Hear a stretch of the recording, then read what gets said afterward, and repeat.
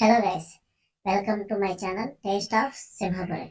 ఈరోజు నేను వచ్చేసి మీకు ఒక మంచి దమ్ బిర్యానీ పాయింట్ చూపించేద్దామని చెప్పి ఈ హోటల్ అయితే తీసుకొచ్చాను.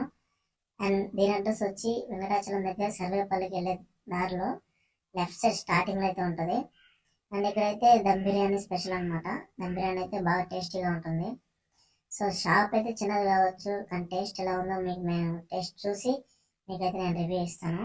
షాప్ అయితే చాలా చిన్నది, టేస్ట్ ఎలా ఉందో చూద్దాం పదండి. ఇంకా ముందైతే రైస్ అయితే ఆర్డర్ చేసాం, చికెన్ దమ్ బిర్యానీ అయితే. ఇంకా బిర్యానీ అసలు అంటే ప్లేట్లో సర్వ్ చేసేటప్పుడు అరోమాకి ఆ స్మెల్కి దుమ్ము రేగొట్టేసింది. అసలు అంత స్మెల్గా అంత హెవీగా ఉంది, ఆ స్మెల్ ఎదిరిపోయింది. ఇంకా లోపల అంబియన్స్ చూసుకుంటే నార్మల్ అనమాట, మాస్ ఏరియా. అంటే కూర్చొని తినడం కంటే బయటకు తీసుకెళ్ళి తినడం బెటరు. ఇంకా ముందు నేను మీకు rice flavour and rice taste అయితే చెప్పేస్తాను.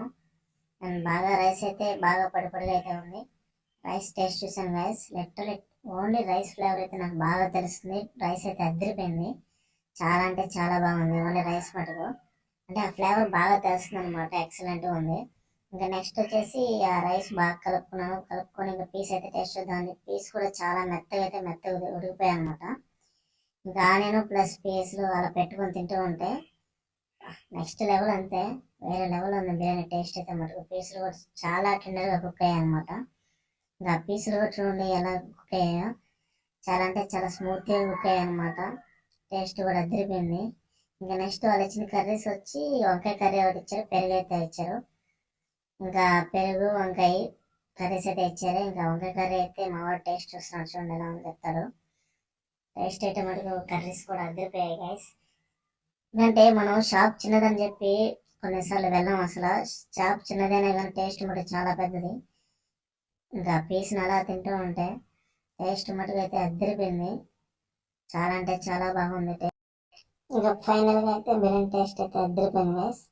సో ఖచ్చితంగా ఇక్కడికి వచ్చినప్పుడు మటుకు వంకాయ కర్రీ అనేది మస్ట్ ట్రై అనమాట, చాలా అంటే చాలా మంది కర్రీ అయితే.